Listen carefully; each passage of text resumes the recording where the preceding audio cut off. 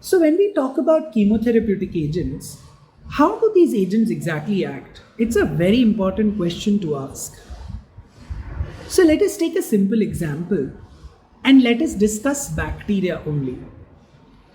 Let me tell you, when you talk about antibiotics which are used against bacteria can act on different components of the bacterial cell. Some antibiotics will act on the plasma membrane of the bacteria, which is a covering around the bacterial cell, and it's like a protective gate. And if that plasma membrane is destroyed, then the cell loses its integrity and the cell will leak and it will die.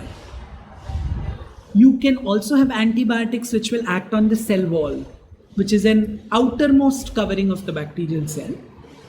And even if that gets affected, the cell becomes weak.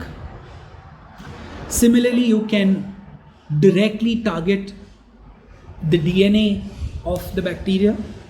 Whenever DNA is being synthesized, you could block that. You could also stop protein synthesis from taking place. So there are different components of protein synthesis inside the cell.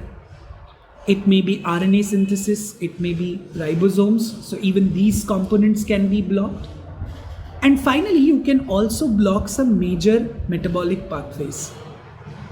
So antibiotics act on specific components of these cells, and thereby the process that is being carried out inside the bacteria, which may be crucial for the survival of the bacteria, is blocked.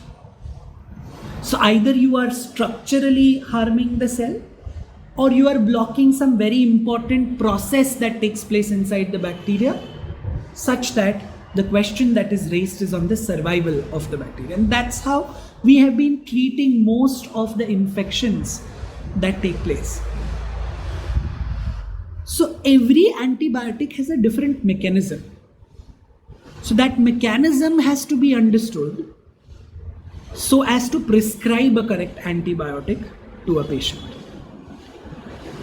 Another very important concept that we need to understand is that there are, if you talk about antibiotics, there are broad spectrum antibiotics and there are narrow spectrum antibiotics.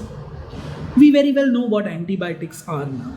We know that antibiotics are those agents which act against bacteria.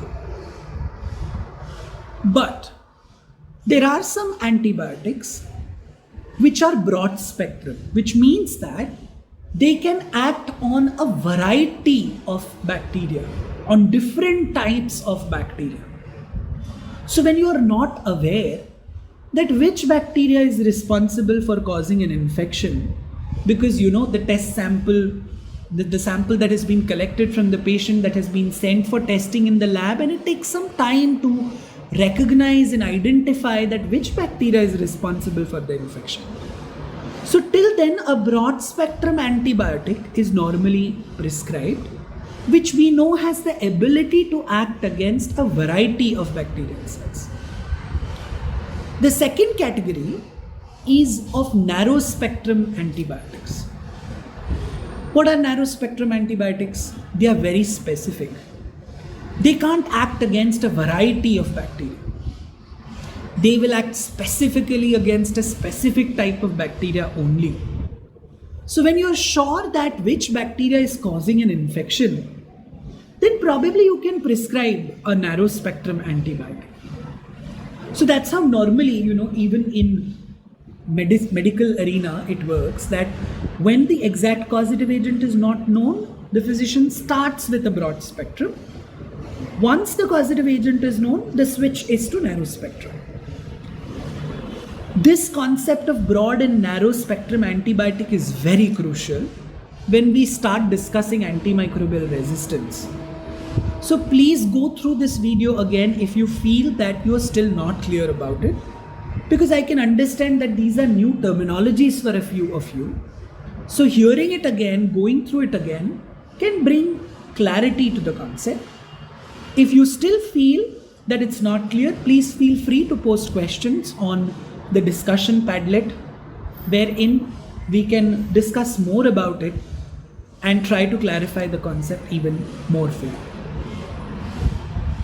In the next video, we will try and discuss about what difference is there between drugs and antibiotics.